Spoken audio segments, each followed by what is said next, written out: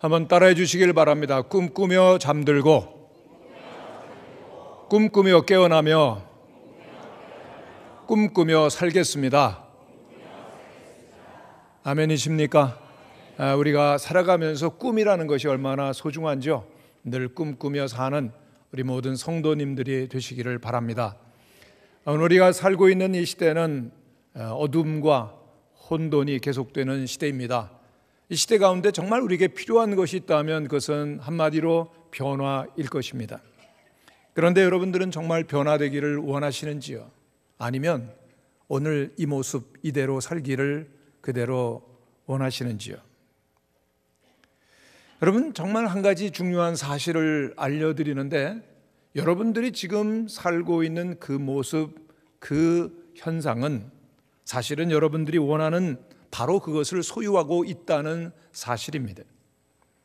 왜냐하면 마음으로 그러면 좋겠다 바라는 것과, 그리고 우리가 정말로 그것을 원하고 그것을 향하여 가는 것은 차원이 다르기 때문입니다. 그렇다면 진정한 변화로 나아가는 길은 과연 어디에 있겠습니까? 그것은 내게 변화가 일어나도록 내가 스스로 허락을 해야 됩니다. 허락한다라고 하는 것은 바로 행동이 변하도록 하는 그 권한을 부여하는 선택과 결단과 믿음을 갖는다는 것이죠. 다시 말씀드리면 미래를 그냥 막연하게 그러려니 바라보는 것이 아니라 미래를 품고 그리고 미래를 만들어 나가는 삶이 있어야 한다라고 하는 것입니다. 오늘 우리가 함께 묵상하는 이 사무엘서는 참으로 이스라엘 역사 가운데 있어서 하나의 획기적인 그 전환점에서의 이야기를 들려주고 있습니다. 사사시대로부터 왕정시대로 이제 돌입하는 그 시점인데, 정말 이 말씀 속에서 우리들이 주목하게 되는 것은 이 큰 변화의 역사의 이야기가 한 여인의 이야기로 시작되더라는 것입니다. 한 나라가 세워집니다. 한 시대가 이제 이루어지는데 그 엄청난 변화의 시점이 고통과 눈물과 슬픔을 안고 있었던 한 여인으로부터 시작되었다라고 하는 것입니다. 한나라고 하는 여인입니다. 그런데 이 여인은 아이를 낳지 못했습니다. 그리고 그 여인의 아픔처럼 그 시대도 굉장히 암울했었는데, 이 시대를 가리켜서 사사기 21장 25절에 보면은 그때 이스라엘의 왕이 없으므로 사람이 각기 자기의 소견에 옳은 대로 행하더라, 그렇게 말씀하고 있습니다. 현대인의 성경에 보면 사람마다 자기의 생각에 옳은 대로 살더라 그랬고, 어떤 공동 번역을 보면은 사람마다 제멋대로 하던 시대였다라고 그렇게 표현을 하고 있습니다. 왕이 없었습니다.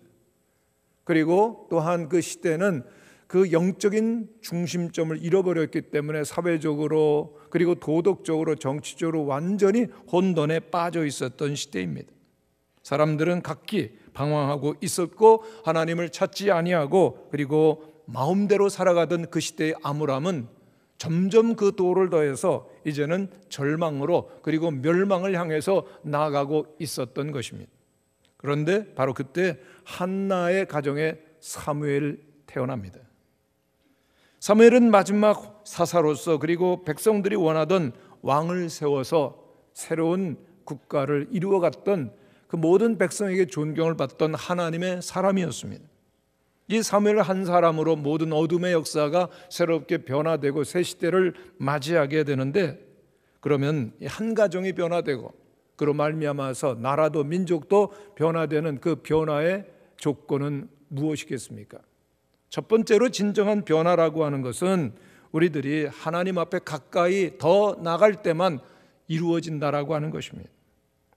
사무엘이 그 시대를 변화시키고 나라를 새롭게 하는 위대한 영적인 지도자가 될 수 있었던 것은 그에게 믿음의 어머니가 있었기 때문입니다.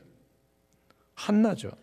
한나는 가장 큰 특징을 가지고 있는데 그는 기도의 사람입니다.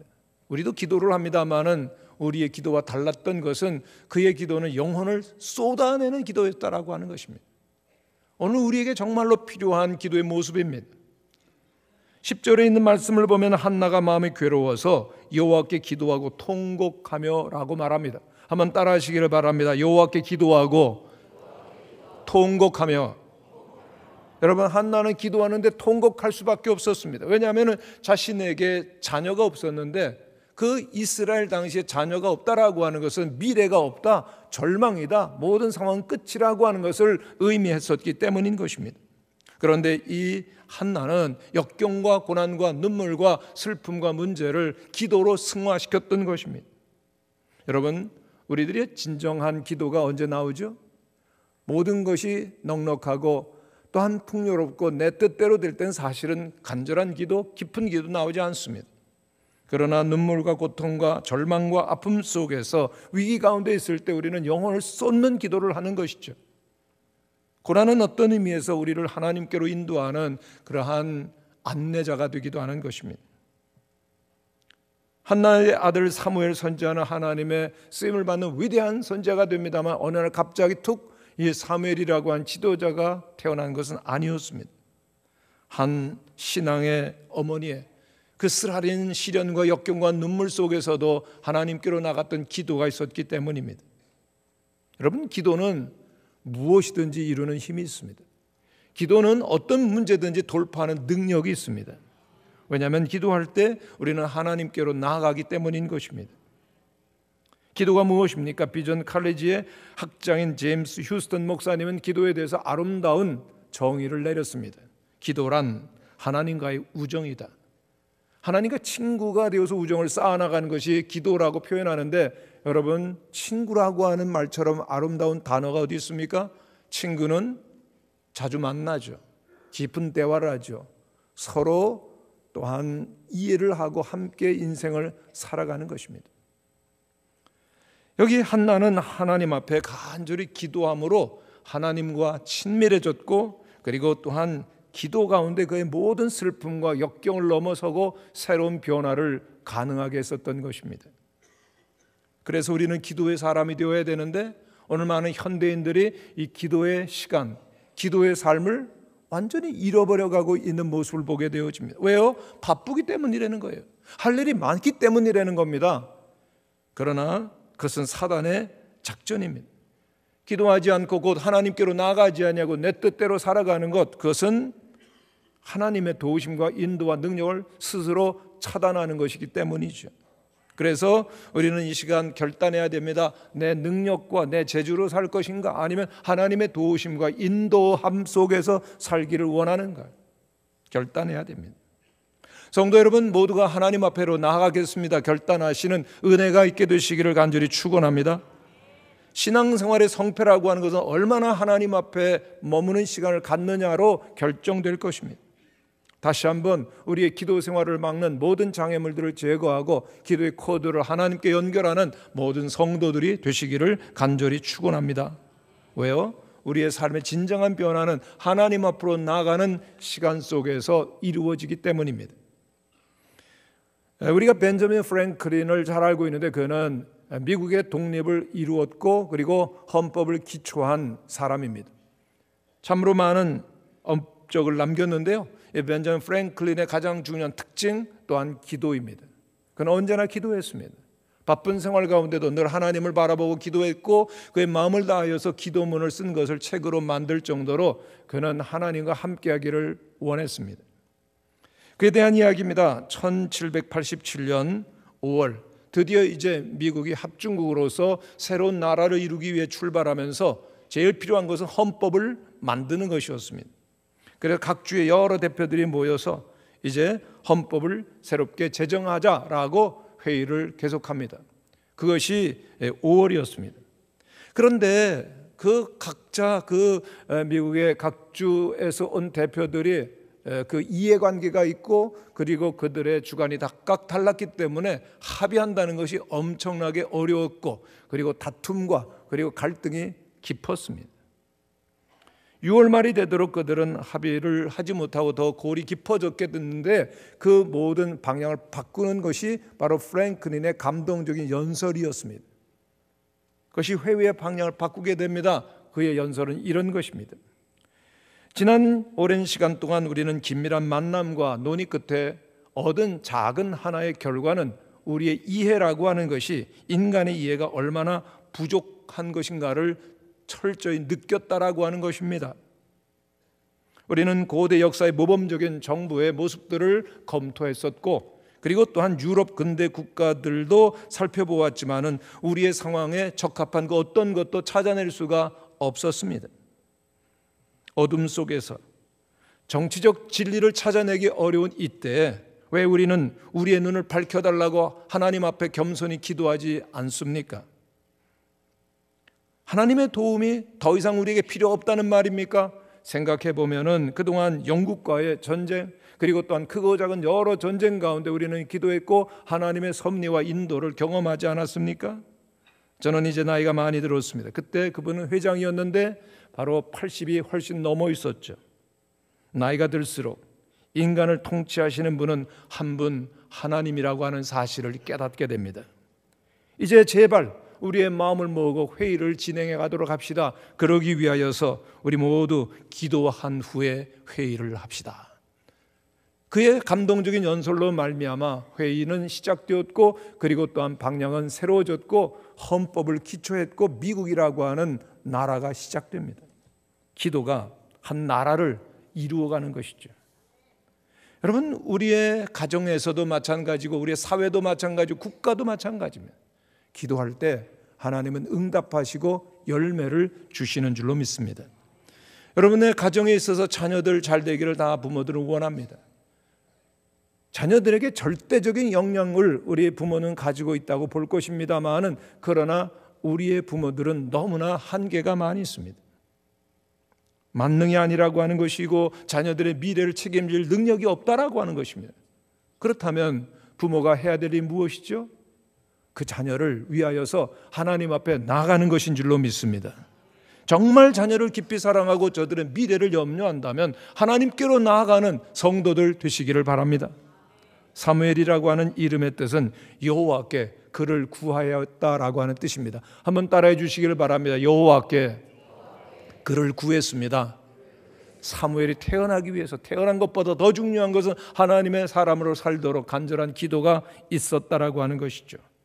엘리의 자식들처럼 불량한 자녀들이 아니라 시대의 영적인 영향력을 끼치는 거룩한 사무엘이 있기를 원한다면, 우리의 자녀들이 그와 같은 미래를 이루어가기를 원한다면 하나님께로 가까이 나가는 우리 모든 성도들이 되시기를 간절히 축원합니다. 두 번째로, 진정한 변화는 하나님과 깊이 동행하는 시간을 회복해야 됩니다. 그러면 한나는 그 기도의 응답으로 사무엘이 태어났을 때 성전에 그 아이를 데리고 와서 하나님께 바쳤습니다. 하나님 앞에 자라기를 원했었던 것이죠. 성전은 히브리 원문에 보면은 헤카르라고 하는 단어를 씁니다. 헤카르라고 하는 단어는 굉장한 집이라는 뜻이죠. 왜요? 하나님의 임재가 있는 것이 성전이기 때문입니다. 할렐루야. 하나님 앞에서 사는 것처럼 소중한 것이 어디 있습니까? 하나님의 임재 앞에 살 때 하나님께서는 모든 미래를 아름답게 변화시켜 나가는 것이죠. 그런데 엘리 선지자, 그리고 그 두 아들 홈니와 비느하스는, 그들은 비록 성전 안에서 하나님의 일을 하고 있었지만은 그들은 하나님 앞에 살지 않았습니다. 오히려 성전에 일하러 온 여인들과 음행을 하고, 그리고 또한 도적질하며, 그리고 불량한 자녀로 살아갑니다. 그리고 그의 그 가족들의 그와 같은 어두웠었던 타락한 인생과 더불어서 그 나라도, 그리고 민족도 미래가 서서히 무너져가며 깊은 절망과 좌절감 가운데 있었던 것입니다. 어떻게 회복이 됩니까? 한 사람이 하나님 앞에서 삶을 살기 시작하면서부터 모든 어둠들은 물러가며 새로운 변화가 일어납니다. 할렐루야. 한 사람입니다. 누가 하나님 앞에 나가서 하나님과 함께하는 삶을 회복할 것입니까? 그렇습니다. 하나님의 성전 앞에서, 하나님 앞에서 하나님의 사람을 길러내는 것만이 이 시대의 유일한 소망이 된다라고 하는 것이죠. 인생이 철저히 무너졌습니다. 더 이상 그 어떤 소망도 꿈도 찾을 수 없는 캄캄함과 절망이 있을 때 하나님 앞에 사는 것만이 답이 되는 것이죠. 오늘 우리들 주변에 수많은 인생이 무너진 사람들을 봅니다. 그들에게 문제가 무엇이죠? 목표와 열정과 노력이 부족합니까? 아닙니다. 우선순위에 문제가 있습니다. 우리의 최우선의 그 우선순위가 되어지는 하나님과 함께하는 삶이 없이는 그 어떠한 것에도 목적도 의미도 생명도 없는 것입니다. 우리의 삶을 진정으로 아름다움과 생명 의미로 목적으로 가득한 것이 되게 하기를 원한다면 성전으로 나가는 우리 모든 성도님들이 되시기를 간절히 축원합니다. 하나님이 제일 싫어하시는 것 한 가지가 있습니다. 하나님 뭘 제일 싫어하실까요? 여러분의 삶 속에서, 여러분의 일 속에서 하나님을 제외시키는 것입니다. 대표적인 사건이 바벨탑 사건이죠. 사람들이 모여서 흩어짐을 면하자, 우리의 이름을 내자, 그래서 열심히 벽돌을 쌓고 바벨탑을 쌓아갑니다. 하나님께서는 그들에게 언어를 흩으셔서 의사소통이 되지 않게 하시고 그 일이 무산되게 하십니다. 하나님께 묻지 않고 하나님이 보실 때 결정적인 어둠의 일을 하고 있었기 때문입니다. 여러분, 사랑하는 부부간에 대화가 끊어지는 것 왜 그럴까요? 하나님이 함께 계시지 않을 때입니다. 사랑하는 가족들과 친지들과 하나가 되지 못하는 것, 의견이 소통되지 못하는 것 왜 그럴까요? 하나님이 함께 계시지 않을 때 그런 현상이 나타납니다. 사랑하는 한 핏줄을 나는 민족이 하나 되지 못하는 것 왜 그럴까요? 하나님이 함께 하시지 않기 때문입니다. 사랑하는 성도들이 한 마음이 되지 못하는 것 왜 그럴까요? 하나님이 함께 계시지 않으면 그와 같은 현상이 나타나는 것입니다. 한나는 어린 사무엘을 자기 품에서 기르기를 원하지 않았습니다. 자기 뜻과 의지와 계획대로가 아니라 하나님 앞에서 살기를 원하여서 하나님께 데려와서 드렸던 것입니다. 하나님의 말씀과 뜻대로 키우겠다는 의지와 결단이었던 것입니다. 한나가 사무엘을 하나님께 바쳤더니 하나님께서는 사무엘을 축복하셔서 엘리의 그 불량했었던 두 아들과는 달리 위대한 민족을 변화시키고 하나님과 함께하는 사람으로 세울 수가 있었던 것입니다. 여러분, 여러분들과 여러분 자신을 하나님 앞에 바치지 아니하면은 결과를 여러분들은 그저 선택하는 것입니다. 어떤 결과죠? 엘리의 제사장 그리고 또한 불량자가 되었던 홈리와 비느스와 같은 그런 패가 망신의 결과를 스스로 붙드는 것과 다름이 없는 것입니다. 그러므로 하나님과 함께하는 우리 모든 성도들 되시기를 간절히 축원합니다. 다시 말씀드리면 하나님과 늘 함께하는 예배의 사람, 예배의 시간을 회복하고 확보하는 것입니다. 왜냐하면 하나님은 예배하는 자를 찾으시기 때문입니다. 요한복음 4장에 보면은 아버지께 예배하는 자들은 신령과 진정으로 예배할 때가 오나니 곧 이때라 그랬습니다. 하나님은 예배하는 자를 찾으시는 줄로 믿습니다. 하나님을 바라보시고 하나님과 함께 할 수 있는 모든 성도들이 될 때만 인생은 의미가 있고 목적이 있게 되어지고 생명이 풍성하게 되는 것입니다. 러시아의 작가 톨스토이를 우리가 잘 알고 있습니다. 그는 믿음의 가문에서 태어납니다. 경건했습니다. 그러나 청소년 시기가 되어지면서 더 이상 기도하지 않고 하나님의 곁을 완전히 떠나게 되었습니다. 그런데 그 가문이 귀족 가문입니다. 돈 많고요. 그리고 온갖 영화를 누리고 결혼해서 잘 살았습니다. 또 그는 작가로서의 재능이 있어서 그 명예와 인기가 얼마나 많았던지요. 작품을 써내면 많은 사람들이 갈채를 보내고 그리고 또한 우러러봅니다마는 정작 그에게는 어느 시간부터 모든 삶의 의미와 그리고 또한 기쁨이 완전히 사라져 버렸습니다. 더 이상 목적이 없다.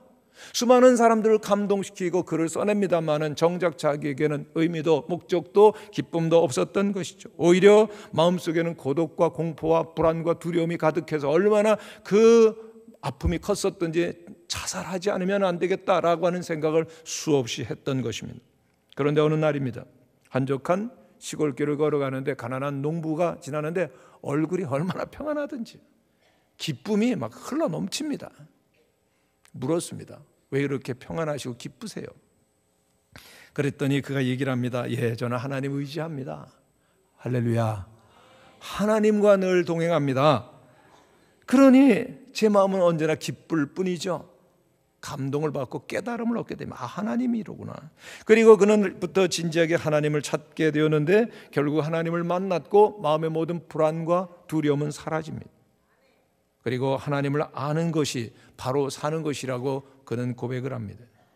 여러분, 모든 사람이 부러워하는, 모든 사람들이 다 원하는 것들을 다 우리들이 소유하고 성공의 자리에 이른다 할지라도 하나님은 모르면 여전히 불안하고 고독하고 두렵습니다.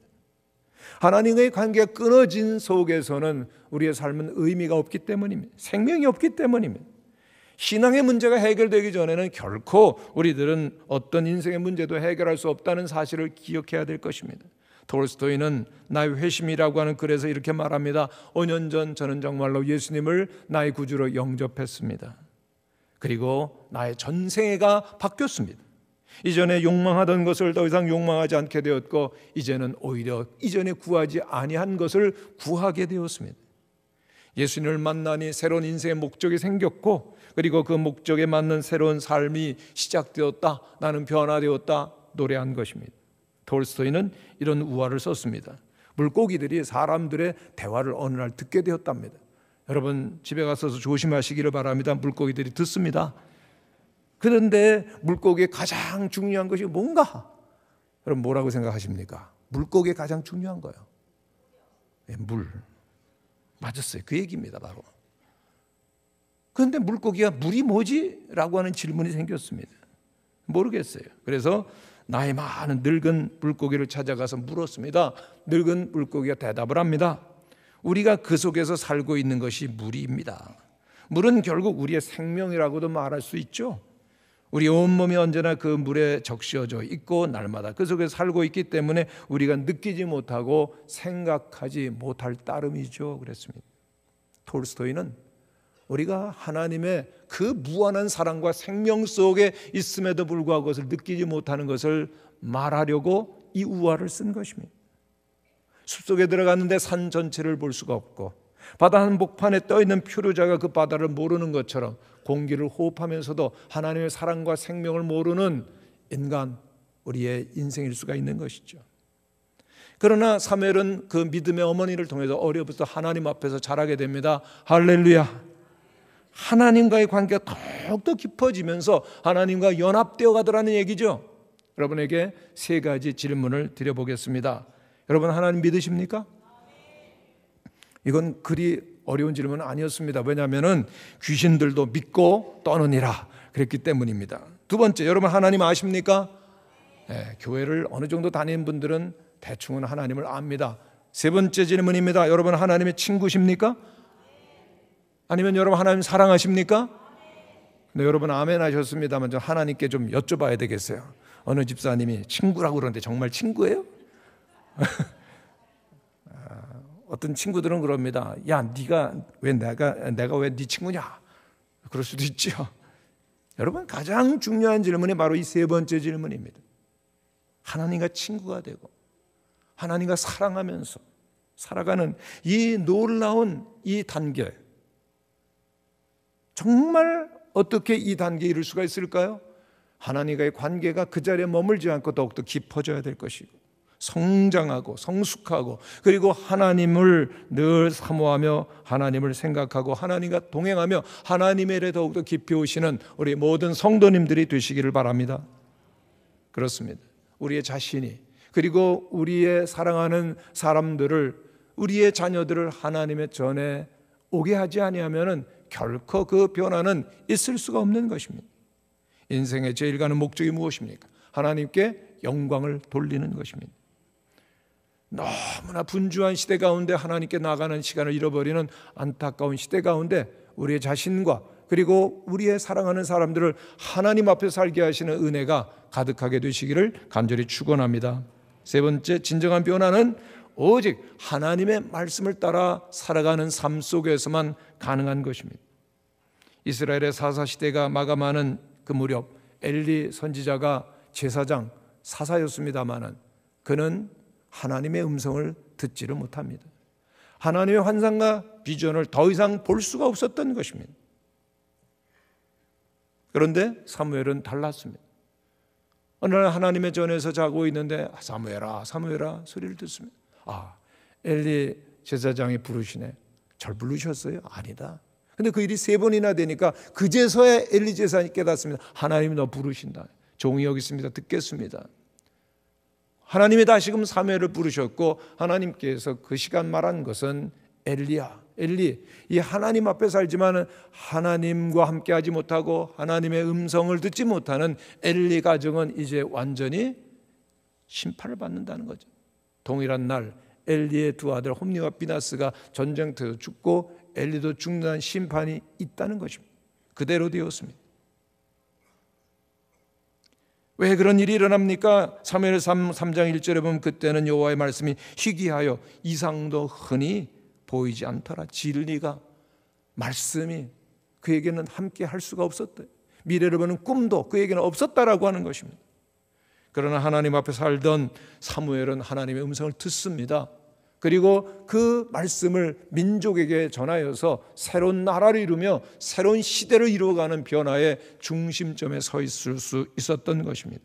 그의 모습이 사무엘상 3장 19절 20절에 있는데 한번 같이 읽어보시겠어요? 시작. 사무엘이 자라매 여호와께서 그와 함께 계셔서 그 말이 하나도 땅에 떨어지지 않게 하시니 단에서부터 부활 새벽까지 온 이스라엘이 사무엘은 여호와의 선지자로 세우심을 입은 줄 알았더라. 아멘. 하나님의 말씀이 끊어져서 위태로운 그 위기 가운데 있었던 민족의 그런 현실 속에서 사무엘은 하나님의 음성을 듣습니다. 그리고 그 음성을 전하여서 민족이 새로워지고 나라가 견고히 세워지는 놀라운 변화가 있었던 것이죠. 오늘 우리들에게 필요한 것은 하나님의 음성을 듣는 일, 그리고 그 음성이 필요한 이 시대와 그리고 사랑하는 사람들에게 전하는 것입니다. 오늘 우리들이 하나님의 음성을 들었다면 그 증거는 전하는 것입니다. 하나님과 계속 동행하며 또 세계적인 문자 퇴치 사역을 했었던 프랭크 로박이라고 하는 선교사님이 계십니다. 이번은 30분 단위로 하나님의 임재를 연습하고 순간순간 하나님과 동행하기를 힘썼습니다. 그런데 어느 날 그 임재가 깨졌어요.